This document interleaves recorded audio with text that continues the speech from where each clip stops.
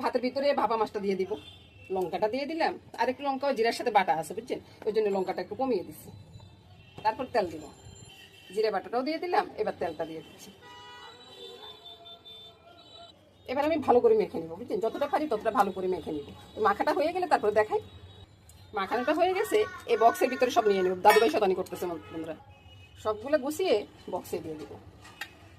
আপনারা মনে করতেছেন যে ছোট বক্স হবে কিনা, হবে বন্ধুরা। এবার দেখলেন তো বক্সে সবগুলো নিয়ে নিলাম, বক্সে কিন্তু হয়ে গেছে। এবার বক্সে বন্ধুরা আমি ভাত ঢাকাটা উঠিয়ে ওই যে ভাপাটা বের করে নিব, কিছুটা ভাত উঠিয়ে নিব আগে প্রথমে বুঝছেন। ওই যে বাটিটা দেখা যাচ্ছে, দেখলেন তো, এই যে বাটিটা।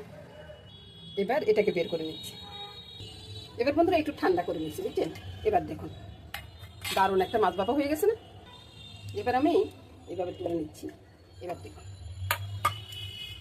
দারুণ স্বাদের একটা মাছ ভাপা। এবার বলুন তো কে কে খাবেন, খেলে চলে আসুন। নমস্কার বন্ধুরা।